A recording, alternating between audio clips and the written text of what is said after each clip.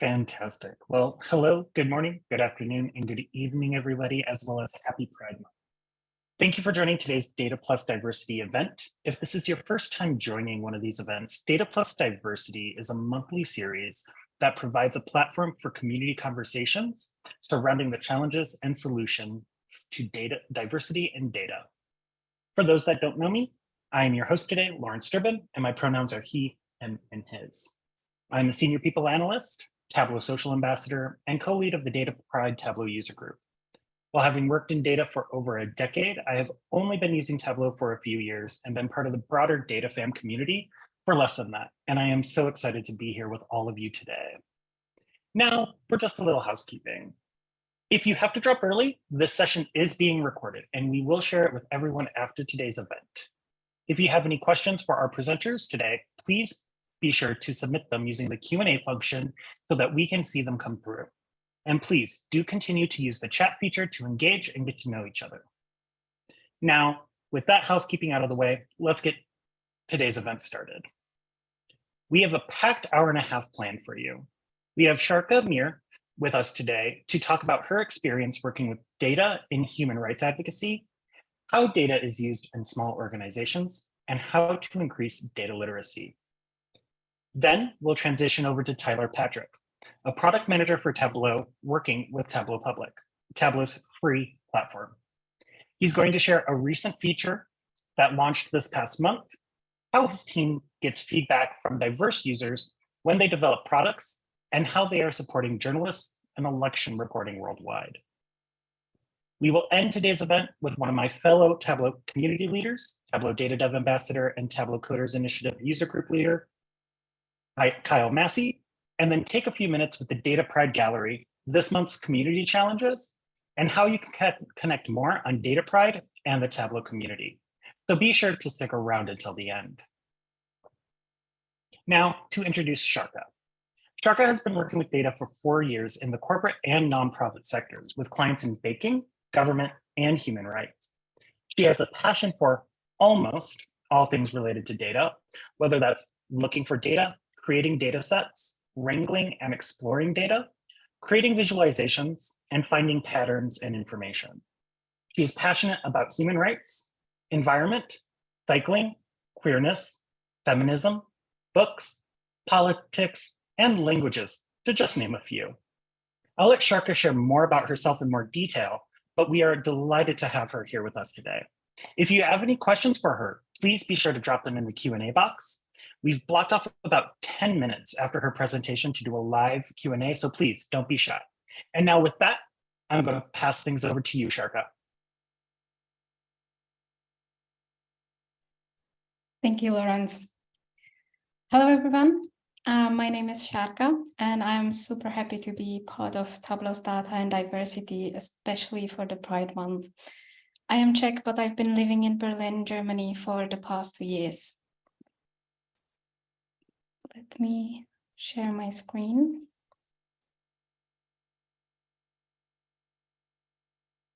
I studied marketing and public relations, but after some time of copywriting, I moved on to data analysis. My first job in IT was in Sydney, Australia, where I worked as a BI consultant. I was lucky to land a gig at one of the big 4 banks that was migrating their Excel reports to Tableau. My team at the client was amazing, and while working there, I realized I really enjoy teaching people about data. And during that time, I also went through a Tableau trainer program. Around 2 years ago, I was contacted by a small NGO based in California that works on human rights issues in Iran. They were starting a new project focusing on data visualizations in Tableau, and they liked my Tableau public profile. So it really is valuable to have your portfolio there. I care a lot about many things, as Lawrence mentioned. I am a very proud queer person and an intersectional feminist. I care about our environment, workers' rights, or talking about mental health. So being offered a job in human rights while working with Tableau and talking to people about data literacy was a dream job. It was also a great opportunity for me to learn not just about activism, human rights, and Iran as a country, but also to learn about my own field, data, and how to make them accessible in the best possible way. The project I worked on is called Iran Human Rights Barometer, and you can find it on iranbarometer.org or as Iran Human Rights Barometer on Tableau Public. We picked 10 topics or areas we focused on, including death penalty, women political prisoners, landmine casualties, the current 2022 protest, or press freedom. And we built data visualizations that can be used by human rights activists, advocates, journalists, and policymakers. We presented the project to several Iran-oriented organizations, the United Nations Special Rapporteur, and the policymakers and governmental bodies in the US, Canada, and Europe. And I'm very proud to say that together with my wonderful colleague and our partners, we built a tool that gets very positive feedback. Even though I will be showing examples from this project, I will do my best to draw some general know-how and tips on working with data in nonprofit or human rights sphere. And I would also like to know that the Islamic Republic of Iran is a sanctioned country, and the organization I worked for is based in the US. I divided the presentation into two main parts, data and data literacy.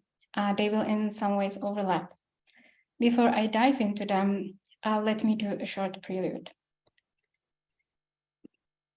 I thought you might appreciate some examples on how the data and data visualizations can be used in real life of human rights activists, because sometimes you do need to convince the stakeholders that it is useful. As I mentioned, we showcased our project to many policymakers, and they do love to see charts. Everyone loves to see bars, pies, and trend lines. It's visual, therefore more effective than reading a long text. It simply hits slightly differently.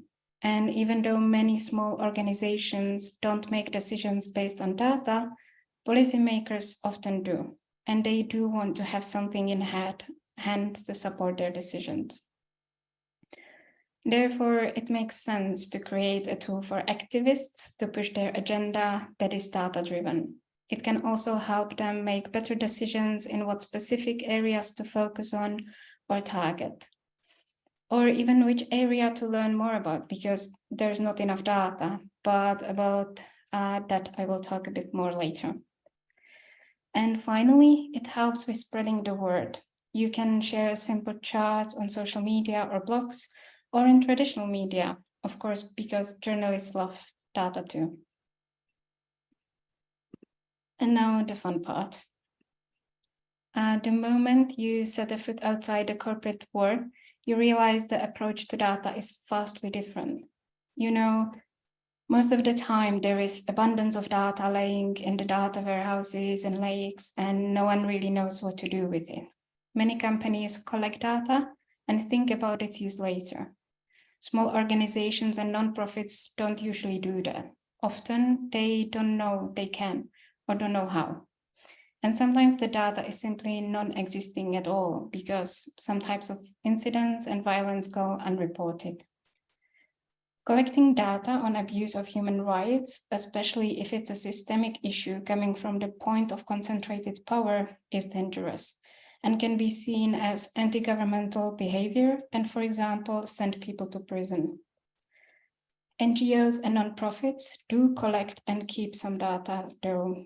Most often it is in a form of incident-based report and aggregated numbers. And let me be clear, there is absolutely nothing wrong with that. As people, we are driven to care about other people. We need to relate to strangers, to feel empathy or sympathy. Incident-based reports are important and a great tool for that. When it comes to data visualization, though, and looking at trends, we need to be able to disaggregate and re-aggregate the individual incidents. The long-term trends are very helpful for assessing the situation, whether it's getting better or worse, when there are changes, and what might have been a cause. Once again, with data disaggregating, we come back to security issues. Not only data gathering can put people at risk. Letting sensitive information of victims into wrong hands can be dire for either them or their close ones. Data anonymization and not allowing access to data in your visualization when it's public is very important. As an organization, we did not have time, resources, nor expertise required to gather data ourselves. We had to find other groups and organizations who either already had data and were able to share them with us, or were willing to gather data for the project. You know how you go to a new client and they tell you the data is there and ready to be used? And your first day on the project, you learn the data might be there, but it's nowhere close to be ready. And lowering your expectation is a great skill to have in this industry, no matter where your client comes from. We had loads and loads of ideas on what areas we would like to cover, which topics in the human rights we would like to dig deep into. We had a running list that was getting smaller and kept changing every time we did research and talked to other organizations. We were realizing the data is not there. We knew queer people's rights are being violated, that women are not free, that the labor rights and freedom of assembly are being suppressed, that the internet is censored. But we could not find anyone who would collect verified data systematically and long-term. And those were not the only areas we ran into a dead end. Over the course of the project, we kept researching topics and looking for partners to deliver 10 topics we promised, and we eventually managed. We found 4 groups that shared their data with us and 1 group that created a data set for this project using their individual reporting as a source, while we taught them how to do that. One of the key learning is that approaching the collaborating groups as a client and understanding their needs and possibilities will make your life easier and the collaboration possible. Requiring the organizations to do the data by the book the big kids in corporate use won't teach them the alphabet. Sure, it is great to have a nicely set up database with pipelines and automatized queries that feed your dashboard every morning with a set of fresh data. But we're talking about people who are not there with you. They don't have the experience and, quite frankly, the need to do it the way you do. So, how to approach data literacy when there is not enough time or space? From my own experience, you need to go back to basics, spreadsheets. I know lots of people hate keeping data in Excel, but in many organizations, you won't deal with big data with millions of rows. And Excel is free or cheap, oftentimes already available on your computer, and you can even use it in your native language. Accessibility is key. And even though I love Tableau and working with it, for some organizations, it's not an option due to their budget or skills. Therefore, learning how to make data visualization in Excel or similar tool can be vital. And believe me, even though many employees in corporate know how to make a killer Excel report with formulas, pivot tables, macros, and links to other reports that shouldn't even exist, many human rights activists don't have a corporate background. They don't know how to do it, but they should. They are the ones who should be using Excel like this. But when you don't know what you don't know, it's hard to learn it. So that was my segue to the part 2, data literacy. Once you understand your partners or clients' needs, possibilities, and abilities, you can move on to preaching. That sounds a bit cultish, but well, let's get into it. Once again, compared to many businesses nowadays that you don't need to convince data visualizations are important, the life in the human rights is different. Even though many people see the benefits of visualized data, some activists and advocates prefer focusing on individual and their stories. It is fair. but both approaches have their benefits. Look at this simple chart of women political prisoners by their ethnicity. Thanks to having data on individual prisoners like gender, ethnicity, religion, charges, dates of imprisonment, international laws violations, we can slice and dice the data in different ways. For example, we can look for patterns or systemic oppression targeted on minorities. We can also use filters to look at one group through different combinations of their characteristics. And this is also very helpful for advocacy towards policymakers. Building data-driven reports is extremely difficult without the data being gathered in a proper and systematic way. Since we're talking about human beings whose lives are being threatened, ethics comes into play. It's a topic that has been discussed in IT for a while now, but it's still something that's rather in the academic settings, and many businesses care more about not breaking a law or finding a loophole rather than having people's safety and best interest on mind. Way too many people care whether they could, rather whether they should. And yes, I watched the Jurassic Park recently. This said, we are all humans, and it does happen that some people in their fight for greater good forget about the ethical side of data gathering as well. Especially when publishing sensitive data like names, it is important to have consent of the people involved, as well as to make them and yourself aware of the potential consequences. Thinking through your methodology of data gathering, sharing, storing, and visualizing should be a step before building a dashboard. Since some of your partners or clients might not be aware of those, it would be nice to start your preaching right here, right now. And back from ethics to tech. Part of the methodology is how the data is collected technically. It's going to be a spreadsheet, Excel, or Google Sheet. And I'm going to push my personal agenda here when I say there's no point in doing it otherwise. I'll try to explain why I believe there's no better way. First, everyone knows Excel, how to type in the cells. It doesn't mean people don't love misusing it for some crazy stuff, but it is widely available and accessible. It does a terrible job with dates. We all know that, but other than that, it's a great tool.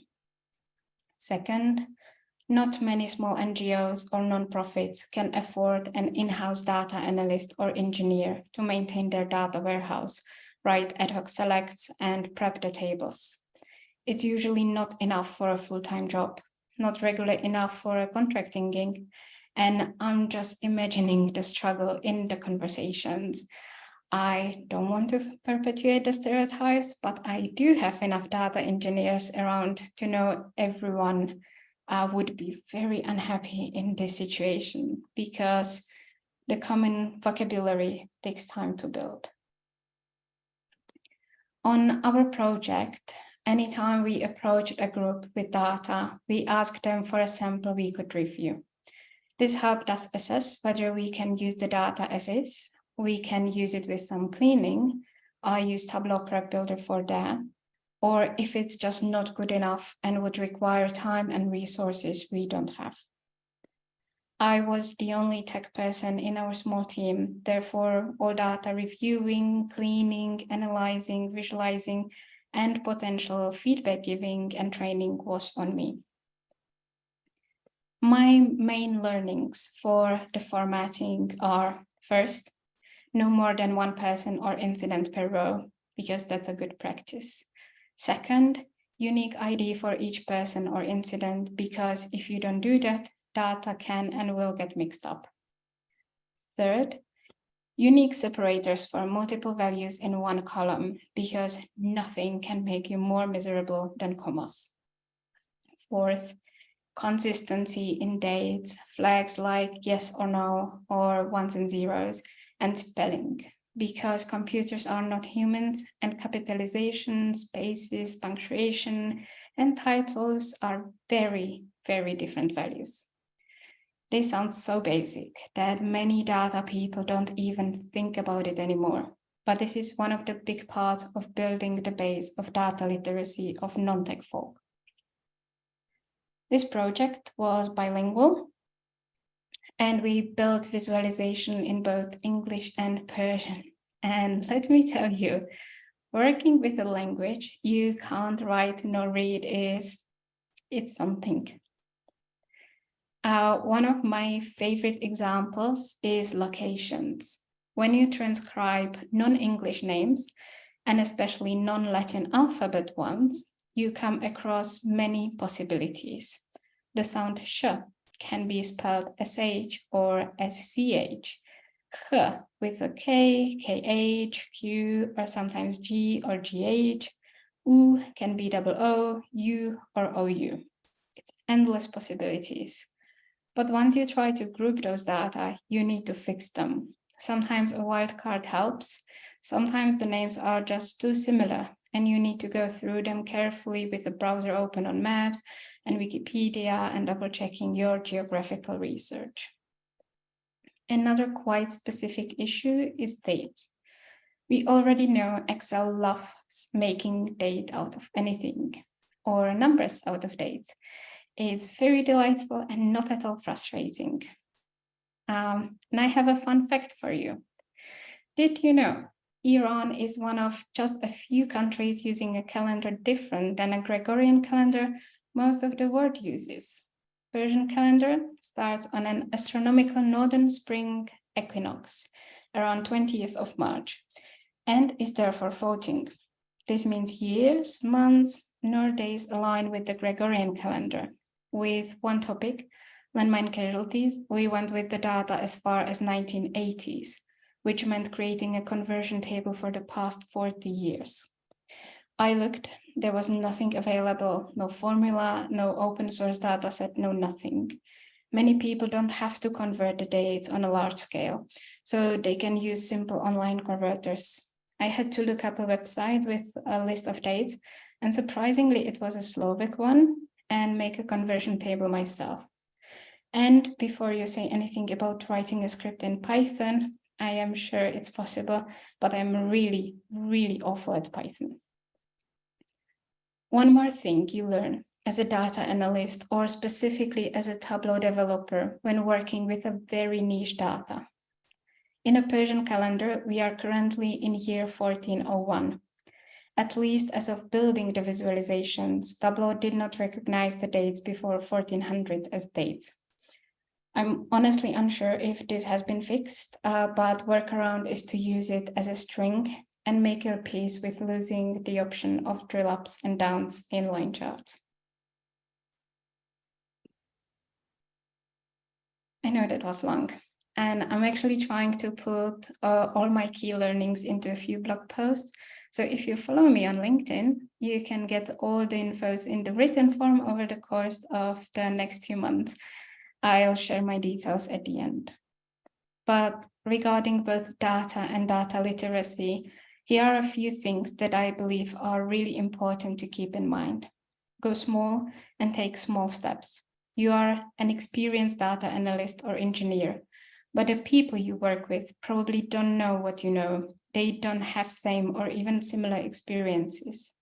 You need to teach them the basics because, as I said before, when they don't know what they don't know, it's extremely difficult and frustrating to start learning. Also, it's an opportunity for you to learn because working with non-tech people allows you to look at your work through different lenses. And honestly, oftentimes it's the lenses of the end user. When you work with small organizations, use what's already there or a tool they already know. Think sustainability. Make them independent on you. I know it's nice to have a stable job, but gatekeeping is not the way to go. Upskilling your colleagues or clients takes time and energy, but can be extremely fulfilling. It's like watching your kitten use the litter box after weeks of destroyed carpets and towels.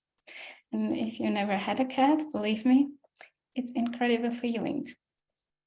But this also means patience. It might not be for everyone, And I fully realized that, especially since I was on the receiving end so many times. Don't be afraid to say no and pass a project to others you think it might be more suitable to. There's no shame in recognizing your own limits. And again, it can feel so nice to be able to help other person to get a job. After all, this has been not just about data, but also human beings and their rights, and maybe even making this world a slightly better place. In this world, I have lots of privilege. I am white, cis, well-educated, able-bodied. I have an EU passport, and I can move freely almost anywhere. At the same time, I am a queer woman, and my sheer existence as a human being can get me persecuted, violated, or killed. People like me, people like all of us here, have their basic human rights violated all over the world.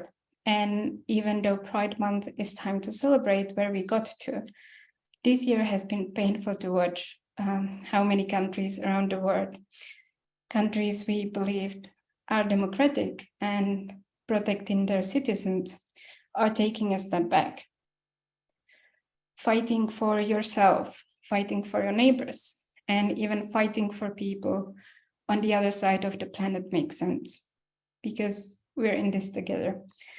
We all deserve kindness, love, and equal rights, no matter our sexuality, gender, ethnicity, religion, class, mental or physical ability, or immigration status. Yes, this is overwhelming. It's sometimes incredibly scary. But if we give up, we can lose what the generations before us want for us. I could study at the university, I can vote, I can have my own bank account, I can get divorced, I can move to other country without asking my father for permission. I can talk to you about who I am and what I do without risking imprisonment. But there are so many people who can't, and it's not just in countries like Iran. We might not all be in the streets or risk our lives, but we can find ways to be under imaginary barricades, making dashboards, teaching people how to use data for better advocacy, supporting initiatives and communities, spreading the word, talking to people. Those of us who can need to speak up for those whose voice have been taken away from them. We need to be louder than those who want to silence us. And they are really a loud bunch. If you're in a lie, show up and show your support. Ask people what they need. Talk to them about what's the best way to help. Sometimes even a well-meant but badly targeted help can make things worse. And this is a really important lesson, no matter whether we talk day-to-day life, work, or activism. I believe in you. I believe in us making this world a safer and more equal space. And that's it. Thank you for being here with me today and being interested in data literacy and human rights. And here are my LinkedIn and my Tableau public profile. So feel free to get in touch. And since we do have some time for Q&A, please ask. Oh, so I think with what we're seeing in the chat, Šárka, amazing presentation. There's so much that you talked about that, I could dive in with you on for so long. And I think it's especially around, keeping it simple, utilizing what's there. Don't try and pull people forward in, upskilling them takes time, like you said. So start them with what they know. And then also like you tie in on there's a difference from a data lens and from our lenses as to looking at the broad picture. And and a lot of organizations and things, because it is important, focus a lot on individual. Yet, that can sometimes be skewed looking at just that individual and not seeing a broad spectrum pattern or anything like that. And so first, just thank you for sharing not only all of this great information, but also your story. I do have to say, as a cis white male who is gay as well, who is educated, who has this, it is important and to, talk about these things for those who cannot, and bring that up and utilizing that privilege. And I appreciate you noting that in that as well and utilizing your privilege to talk on this as also. So thank you for that. And so we do have questions that have been coming in across. So first question, are there any key questions or explanations you use to help non-tech colleagues understand data? Anything you use to help with the conversation?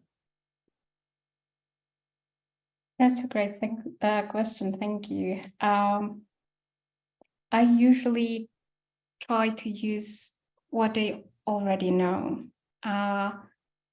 Let's say we worked with a group of law students, and they were learning data literacy, some basic skills for data gathering. So my favorite example is looking at data through lenses of divorce. Let's say, what is the gender of people getting divorced? What is their age? How long has it been? How long have they been married before they got divorced? How do they have children? That's one of my favorite examples. But we also work with organization that is doing reporting on religious minority, and they usually write a small report on each incident. So showing them how to take individual parts of the report, recognizing what is a dimension basically, and how to put it into a spreadsheet. That's usually how I do it. Don't have anything else from the top of my head, but trying to find something people already know in their daily life or work, I find it useful and easy to relate to. That's fantastic. And actually, like going back as you were talking about the law portion of that, the questions you ask and the things you go through for that data part, that's, if you are a lawyer and you're handling divorce, those are typically some questions either on either side of the table that you're going to be looking at when you're trying to make your cases for them. So they're already doing the data work. They just don't equate it into the data portions of it, and they equate it more just for those cases. So doing those type of equating those is huge, and that's huge on helping bridge that gap with that. And then also like explaining what dimensions would be, from those big reports. I think, there's been some talk about some academic, conversations and, utilizing big words, and, in that, but that's huge to frame. And we see white papers all the time that could have been dashboards or, very simple explanations, and like how pulling those things out and be like, okay, here's how these things should go. That's huge. So thank you for that. Now, the next question is, you mentioned that you were the only data person. Do you have any tips when you're doing the final reviews or checks of the data? This individual, I find that when I am working on a solo project, I can get data fatigued. And I think if you are the only data person and things like that, and you're also checking on your own work, that's kind of can at times be multiple sources of failure, and not understanding own biases or things like that. But, like what they're saying, you can't get the data fatigue. So what tips do you have? Absolutely. Yes. To get on a personal note, I went through a burnout. So it definitely can happen. I had amazing colleagues who are not data people, but who are human rights people or who focus on Iran. And so, especially when we were looking at things like trends, we discussed, is this possible that this is happening? Like, there were some peaks in death penalties. Why was that? And because, for example, death penalties, we had a partner who gave us data to work with. We talked to them, is this possible that this peak is there at this time? And why do you think it is? And we found out that there was a change in the government. So talking to people who might not be data people, but they are the business people, it helps a lot. I also had people to go through the reports, look at them as non-experts and ask me questions. I think that's also very helpful. And that helped big time. Yeah, I had other frustrations, so this wasn't really stressful as much. Anyway, talking to people, they don't have to be data people, but sometimes it's even better because they ask questions you probably wouldn't ask, and it makes you think differently. Definitely, I think so. You made a notation there about getting that additional information when, going through the death penalty, because you had others that, knew what was going on and such. And I think that's a huge thing. Is there's a quote from, one of my mentors that is like, data is an artifact of human experience. And so the data that's being built is based upon the experiences of the humans, that are dealing with a change in their social, political, governmental, challenges, and like getting their feedback and understanding that context is huge, no matter what kind of data. And it's important to look at that data with that additional context, and having that wide range. The more diverse opinions and views you can get on something, even if they're non-data people, they're people like what you said. You don't know this, but I want you to ask questions and look at this for me, because it'll pop things in my head. You talked about it, that non-tech POV can give you more perspective. It's kind of the wisdom of crowds. The more diverse opinions, the better the outcome will be at the end. So absolutely love that. The next question. I have created several dashboards for organizations, but I don't have any on my Tableau profile. Do you use the same dashboards you create for organizations on your Tableau public profile, or are those personal projects you work on? I know, and adding onto this question, there are some organizations that it's kind of a there are NDAs, there's classified data, things like that. So what is your focus with that and doing on both? Yes, exactly. My previous projects were all NDA locked. So obviously I can learn from them and maybe use some ideas from them when I build my portfolio, but obviously can't share the data because it's sensitive data. That would be a huge breach. I wouldn't dare to do that. With this project, what it's unique, very unique about it is that it's using Tableau Public. All the visualizations we did are on Tableau Public.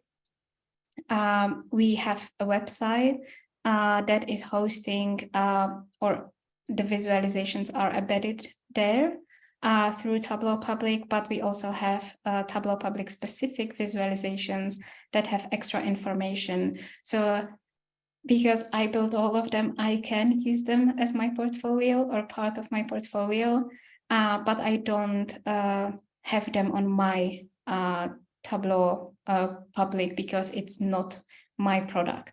It's product of my work, but not mine.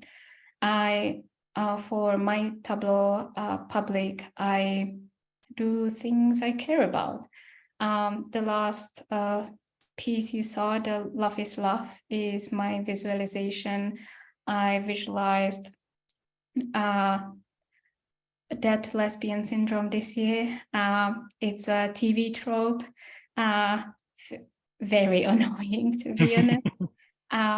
Basically anything I am interested in, I try to find data if it's there.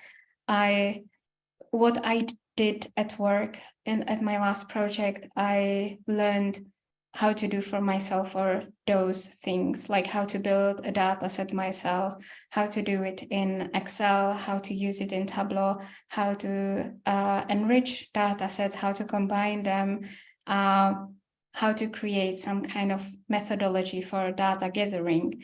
So I've been doing that for quite long enough, learned it myself so I can teach it to other people. So it's also a really good skill to have, not just how to work with databases and data that is already sitting out there, but also how to get open source data, make some sense out of it, and then you can build a visualization. And there are loads and loads of open source data out there, so you can always find something. And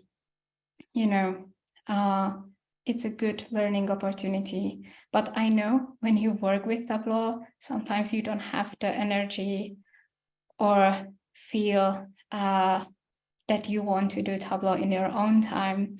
So I usually do those projects when I'm not working with Tableau. So it's kind of like pros and cons.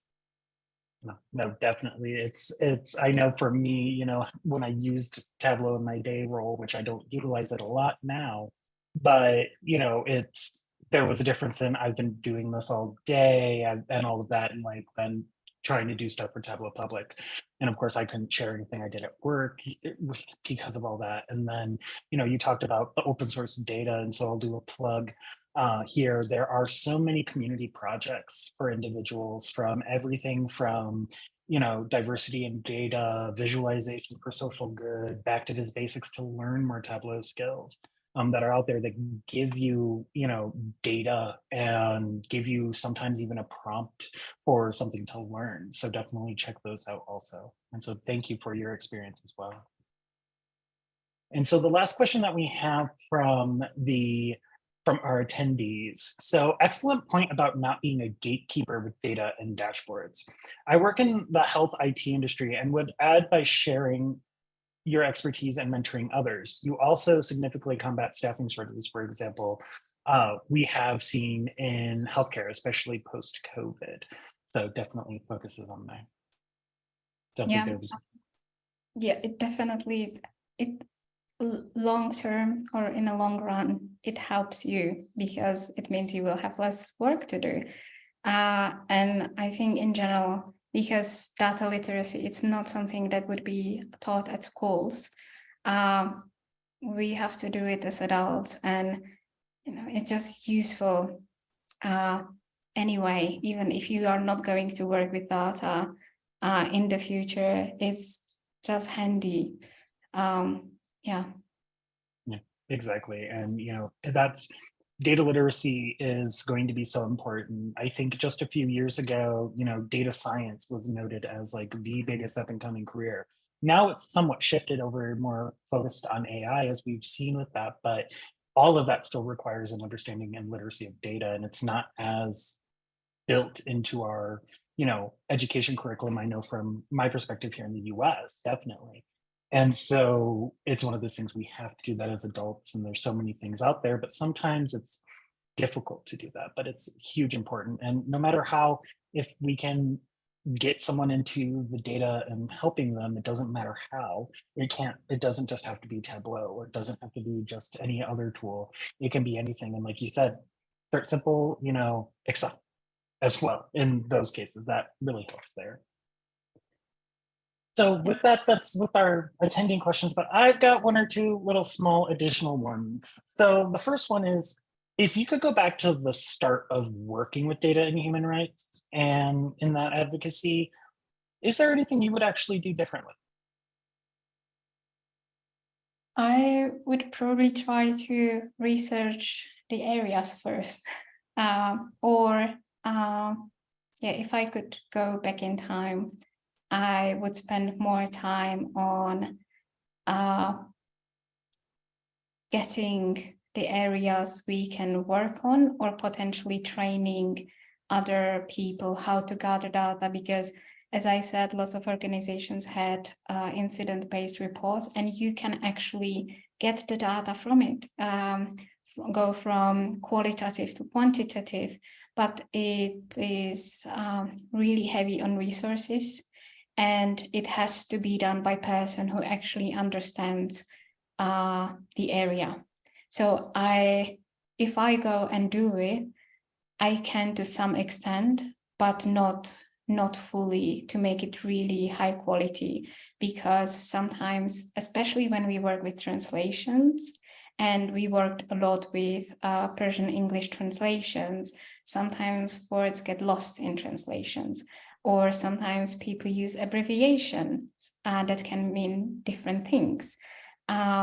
So that's one thing I would definitely do differently, but I will be bragging a bit, but I'm really proud of what we achieved, because we had a graphic designer who helped us with the design. We had amazing web designers. I had great colleagues, and I had people around me, for example, who cared about accessibility. So how to make the visualizations accessible to visually impaired users, or people who have mobility issues, like issues with hands mobility. So that's how we made some of the design decisions. And even though it was a struggle at some points, I think we did quite a lot of great things, and I wouldn't change those. No, that's absolutely fantastic. And I love, hearing all those different individuals and focuses from, accessibility from visually impaired and, ability to the, graphic designers to help with certain things, and bring in those aspects is huge on top of everything else, because, there's, as data analysts, we're all asked to do so much and essentially do all of those jobs at once at times, and having those additional people help to pull that. So, and that's huge. But, that's so great to hear, just in your history, what you might learn and might have changed, but also not have, because there's always those two things, no matter what. And so, final question for today, even though I have 15 million personally myself, so we'll have to connect offline, is how can we best connect with you? I know you shared your LinkedIn QR, and I believe your Tableau Public again earlier. But what are the best ways we can connect? Yeah. Definitely those two. LinkedIn. My name is Šárka Meer. As you can see somewhere on the screen, hopefully, that's how you can find me. I'm only one there with this name, so that's me. On Tableau Public, the same. I am the blue-haired person. Definitely those. I do have a blog. Alyssa just shared it in the chat. I'm working on putting the content there. But yeah, those are the best ones. And feel free to do. Awesome. Well, and thank you, Alyssa, for posting those as well. And so thank you so much, Šárka, for, providing all of these details, going. And there's so much conversation that has started, and so much we've all learned across the board, and just sharing your experience on all of this, especially on an area that's so widely important in human rights in an area. So thank you so much, and we really appreciate you, and happy Pride. Thank you. Happy Pride as well, and very proud to be here and part of this. Thank you. Now, next we have Tyler. Tyler Patrick is a product manager at Tableau Public. He's originally from the Seattle area and served 5 years in the Army before joining Tableau. In his free time, Tyler enjoys hiking, reading, and bodybuilding. So super excited to have you here, Tyler. Thank you for coming on to talk today. I hand the floor over to you.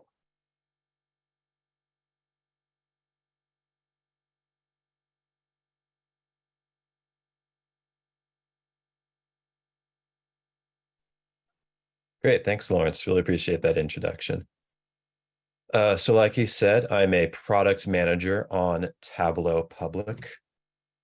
Prior to joining Tableau, I was a military intelligence officer for 5 years, focused on North Korea and Russia. So in that role, I use data to help inform decision-making in those regions and help support cooperation with partners in South Korea and Europe. So first off, I want to say thank you for being here and your interest in data and diversity. Today, I'm going to be talking about what Tableau Public is, who our users are, how we gather feedback from our users and ensure we're building features for our entire community, and how we support journalism and the spread of reliable information across the world. So first, what is Tableau Public? As Šárka has mentioned, we are a free platform where you can create, share, and discover data visualizations and connect with our community. We launched it in 2010 as part of our commitment to democratize data for everyone. So here's a look at our homepage. Each day we show a viz of the day created by one of our users, and we also show off several channels of content that's constantly being created and published on Public by our users. One of those channels for the month of June is Data Pride. So here we are celebrating and showing off vizes that support a LGBTQ plus community. And not coincidentally, in the bottom right, you can see one of the vizes created by Šárka. So thank you, Šárka, for supporting our community and your contributions to our platform. So who uses Public? As of this year, we now have 3 million users from all over the world, growing exponentially. And in fact, we now have visitors from every country in the world except for North Korea. So with so many users from so many backgrounds, one of our biggest challenges is determining what features to build to support our community. So now I'm going to talk through the frameworks and tools we use to make sure that we're incorporating diverse perspectives in our design. So the first off, one of the primary lenses that we use is to bucket our users into 3 broad personas. We have creators like Šárka, who are the foundation of our platform, who create and share vizes. We have active viewers, which is a slightly larger group. So these are engaged members of the community. They occasionally post, but mostly they browse on the site. And finally, we have passive viewers who will occasionally visit and occasionally view and interact with visualizations. So each of these groups are incredibly important to our platform, and they each support each other. So it's important that we're building features that address the needs of each of these groups. Another way we stay in touch with users is to ask them why they use Public. So large-scale surveys, like what's shown on the screen, allow us to get large-scale, statistically significant data on what our users are here for. So this is quantitative data that to help us determine what use cases are most important to most users. So quantitative data is important, but it's also essential to be in touch with our users on a human level. So to that end, we have our Tableau Public Ambassador program. This year, we have 72 ambassadors from 20 different countries. They are evangelists for Public in their respective communities. And they also give us feedback both from their own personal perspective and from the members of their individual communities on what they think we should be doing on Public to better support our users. So we have frequent conversations with both ambassadors and other users, both virtually and through in-person events like Tableau Conference. So we are constantly looking to make sure that we are speaking to representative groups from our users, and that we're not over-indexing on perhaps our most vocal users or a non-representative sampling of our community. So this is one of the most important ways that we can incorporate diverse perspectives from our users. So next, I'll talk about how and what we're doing to support our community. So we've continuously heard from our users that career building is one of their primary goals. So to that end, we added a Hire Me button that you can put on your profile 2 years ago. And since then, we've helped tens of thousands of people connect with potential employers.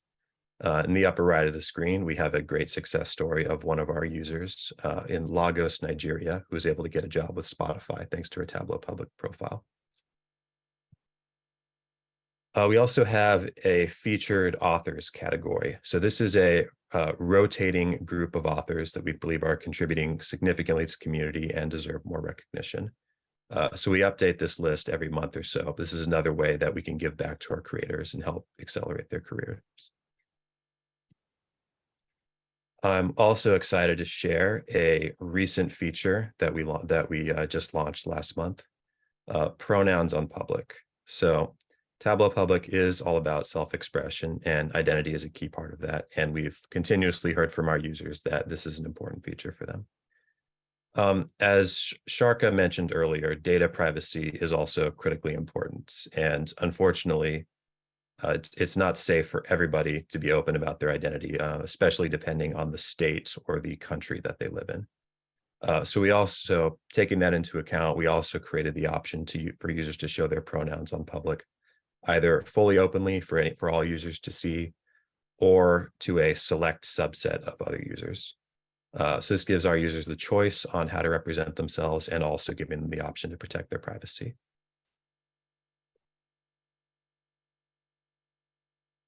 So lastly, I'm going to talk about how Public supports journalism and the sharing of reliable information around the world.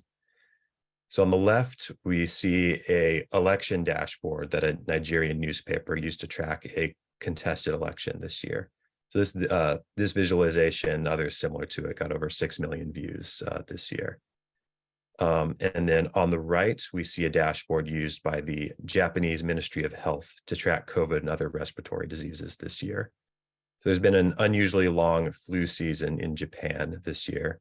So Public is helping people stay aware of the latest case count and make informed decisions about their health. Now, importantly, we don't do fact checking or editorializing on our site. We don't have the resources for that. But the simple fact that you have to connect to a real data set and take time to build a visualization, I think really helps people slow down, think about the reliability of the information, and helps elevate the quality and precision of the information that we help propagate through Public. So in summary, Public has an incredibly large and diverse community.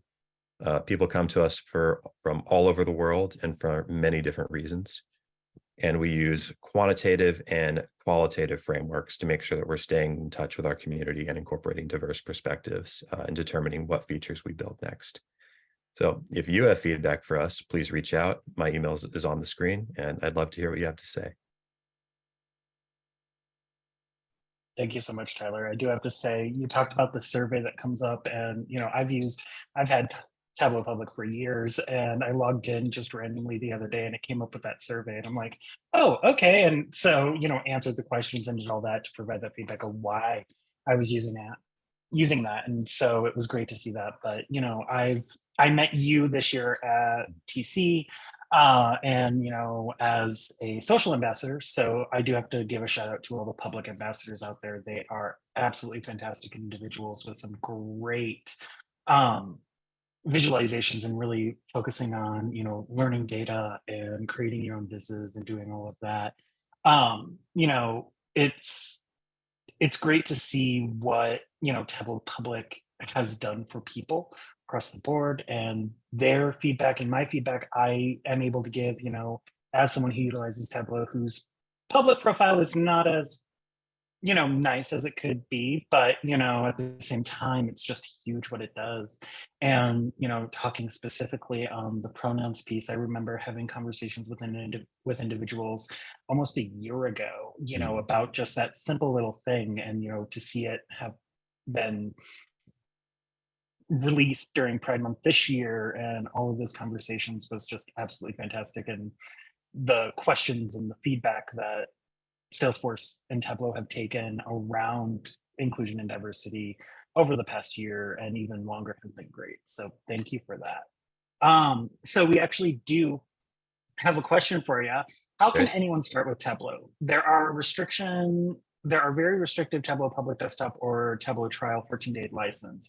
Buying Tableau is expensive if one wants to explore and play on.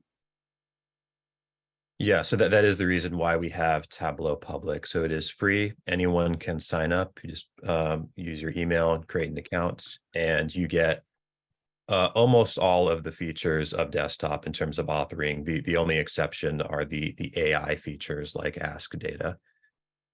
So the limitation of public, of course, is that it is public. So you wouldn't want to put any information on there that you don't want the whole world to see. But in terms of getting started and learning on how to use it, it's a great place to start. So under our resources tab at the top left of the page, you can watch a series of introductory videos. It would take you about a half hour to build your first viz at pretty decent level of complexity. Get started, learn all the basic features. And then also, as mentioned before, you can take part in some of our community projects like Makeover Monday or Back to Viz Basics, Workout Wednesday. Also under the resources tab on our site, you can see links to all of those events. So that's a great way to join a smaller community, participate in a project that'll maybe take you a few hours in a given week, and you can get feedback and coaching from our users and from the community. Yep. So, and with that, there is the Create for web authoring on there for Tableau Public, as well as there is the Tableau Public, the actual desktop version, the free actual desktop version, kind of like that. That's from there as well. Right. Yeah, you can either author on the website or you can download our free app as well. Yep.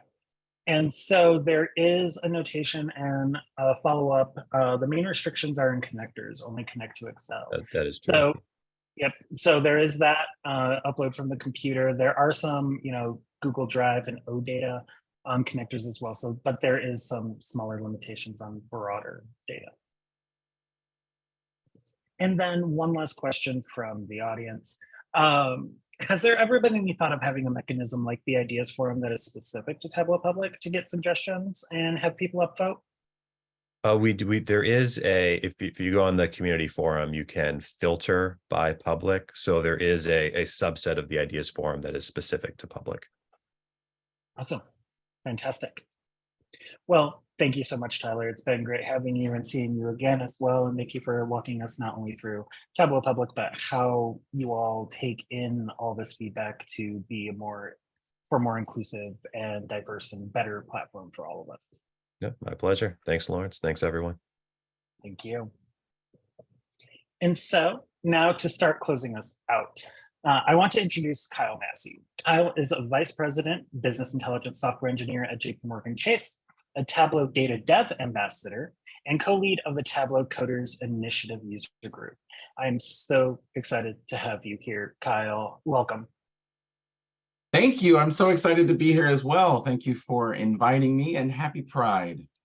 Yes, happy Pride. So Kyle, to start us off, why don't you tell us just a little bit more about yourself, your experience, and how you got into Tableau first off? Sure. So my name is Kyle Massey. I live in Columbus, Ohio. I work for JPMorgan Chase. I am a lead software engineer. I lead a small team of software engineers. I live with my partner, Dan. We'll be celebrating our 14th year together this September. And we have 2 pets, a dog and a cat.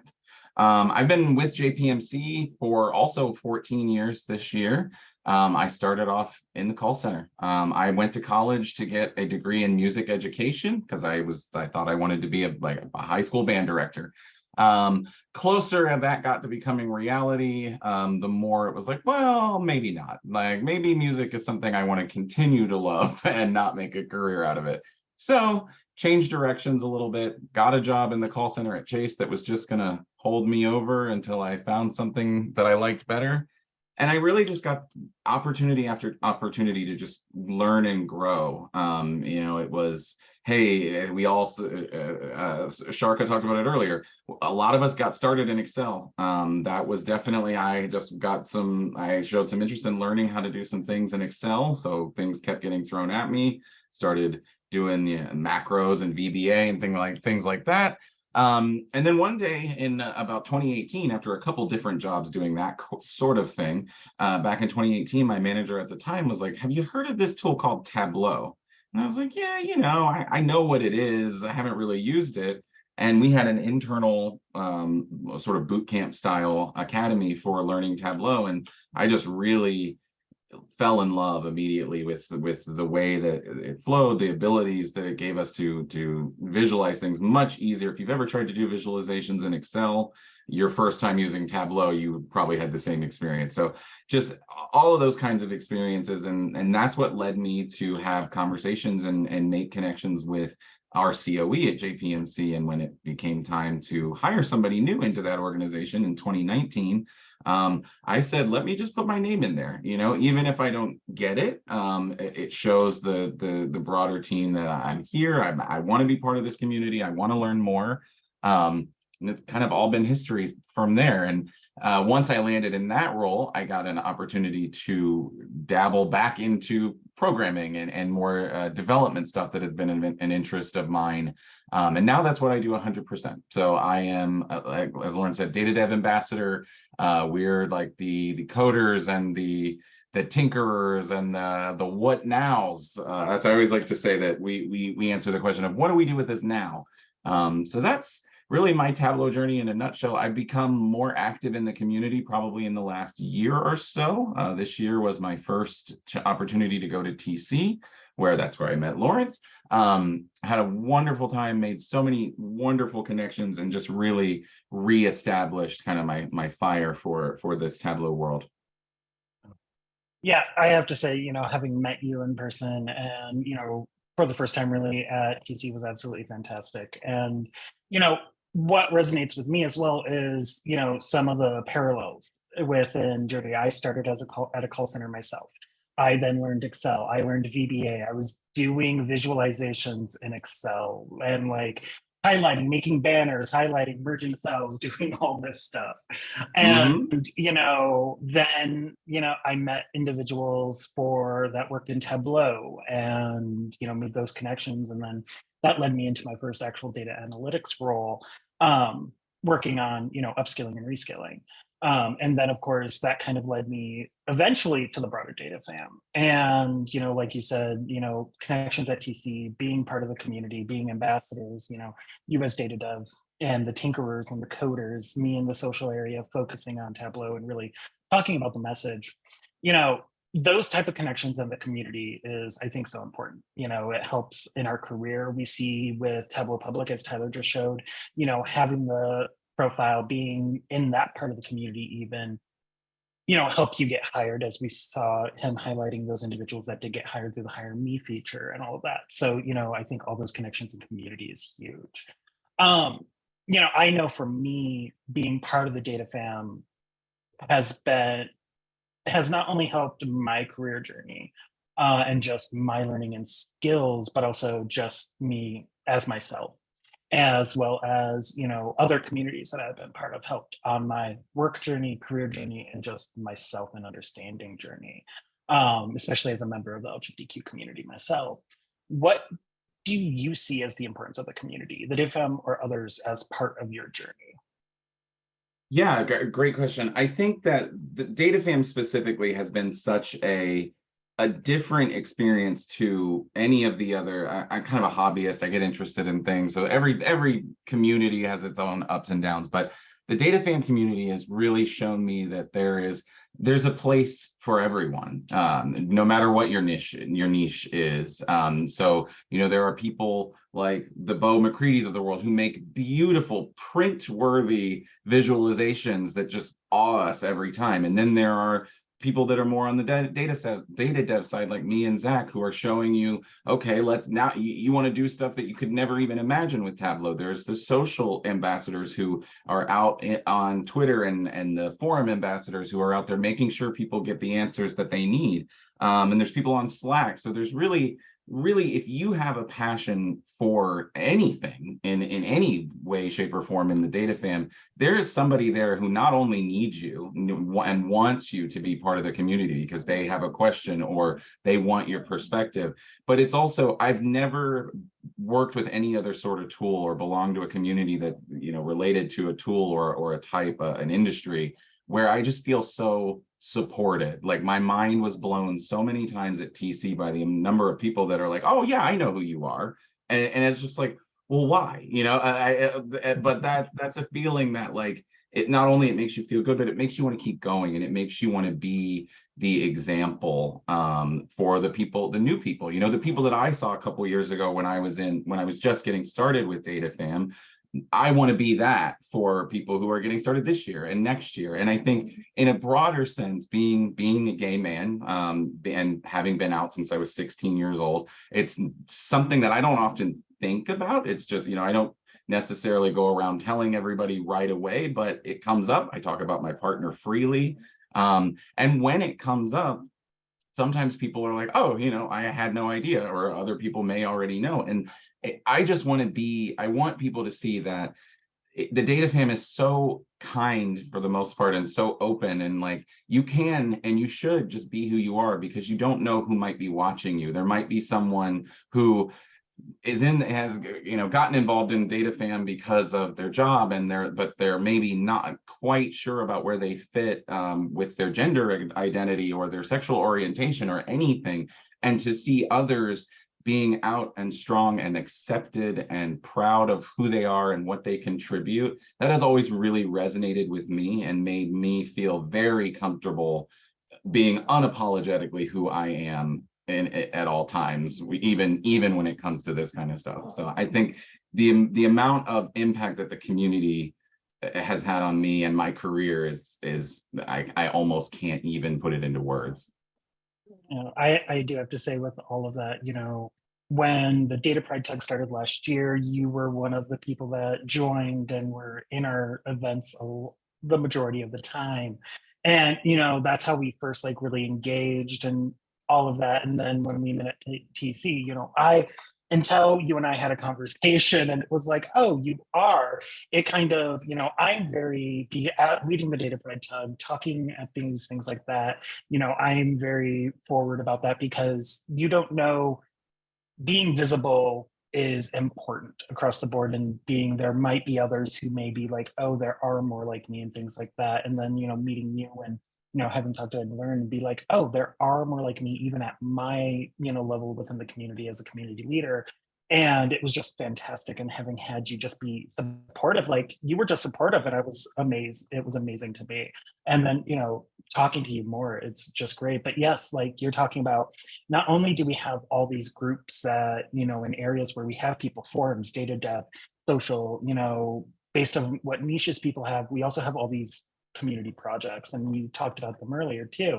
The different niches of things people like, we have so much data out there, and it allows people to express themselves in those ways as well, that, or look at things that give them a little bit more space there. And so I do have to say, yeah, the community has been overwhelmingly open, and having you here as part of that community has been great.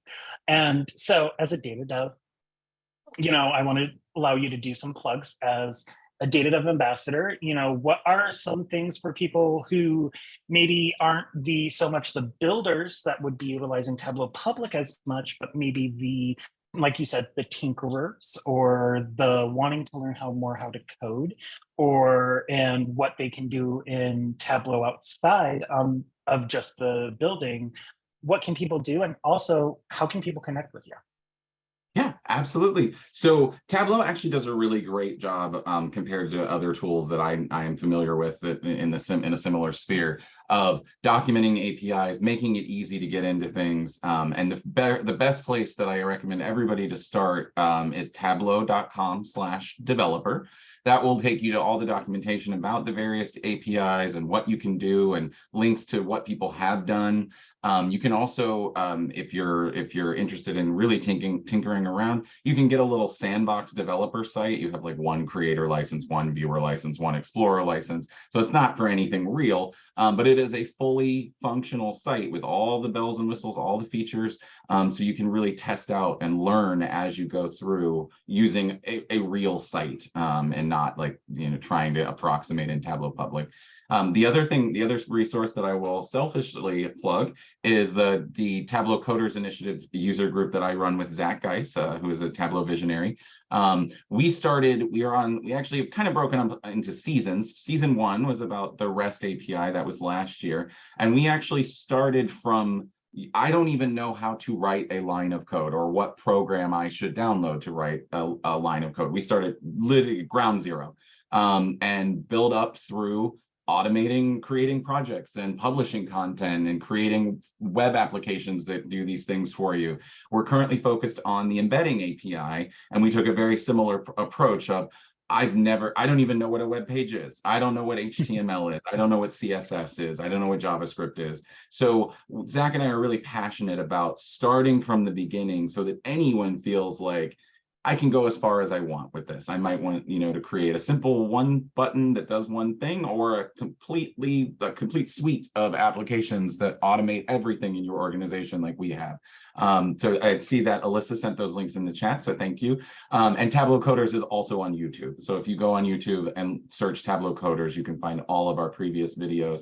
And we have a session tomorrow. So if you are interested, we have a session tomorrow at 8:30 Eastern, and I am on Twitter at UpInYourVizness.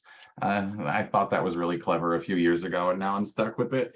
And I'm on LinkedIn on Kyle J. Massey. I should be the only one.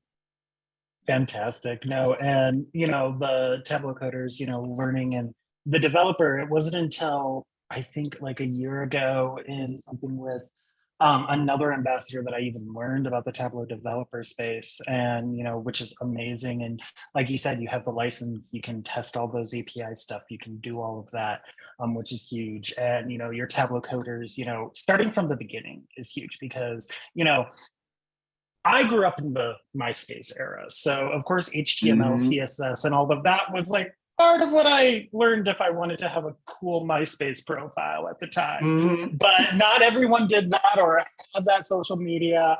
And so, it's the building, or I'm now rusty, like super rusty with that. So, having the throwback to the beginning is huge. And so, but, I have to say, Kyle, thank you for being here. I know it was, we talked last week about this, and, you and I have some conversations that we have going, but, since meeting you at TC and all that, you've been absolutely fantastic. And, hearing your journey, how that resonation with me and hopefully with so many others who, you've had conversations. You were just on, I'll do the plug for your other talk. So Data Plus Love is a podcast that's done by a Tableau visionary ambassador, Zach Bowders, and it's on Spotify. And Kyle was on that yesterday, and just hearing both their journeys across the board about, starting in call center, moving on, that was huge. And then also your journey being, out and being part of the community and everything is just fantastic. And so I'm glad that you were here to hear more about your journey. Thank you for sharing it. And just, being such now a great friend within the community to, I know, me and to so many others. So thank you, and happy Pride, Kyle. Happy Pride, and thank you. I'm honored to have the opportunity to be here. Thank you. I really appreciate it.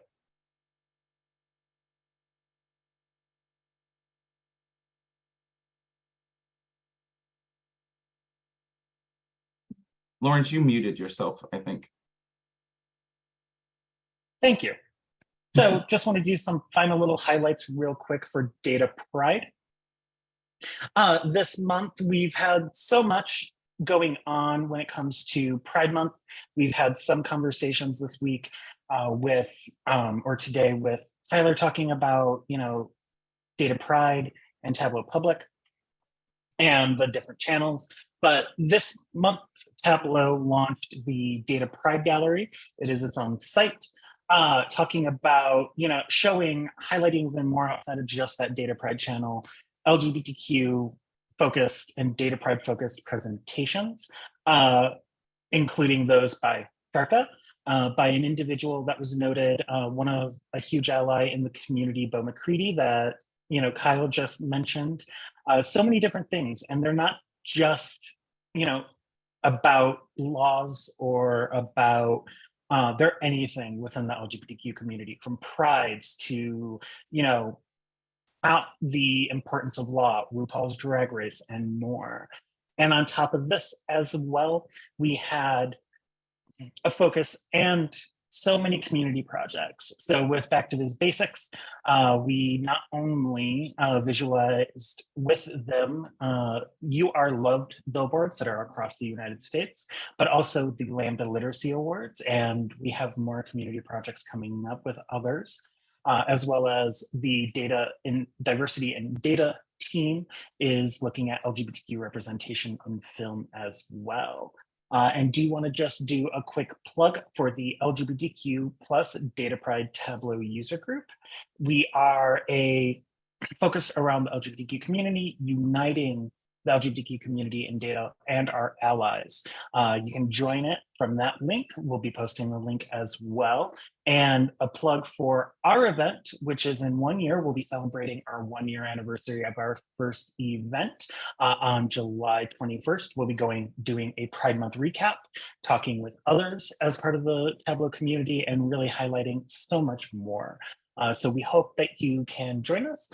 You can also follow the Data Pride Tug on Twitter at Data Pride Tug as well.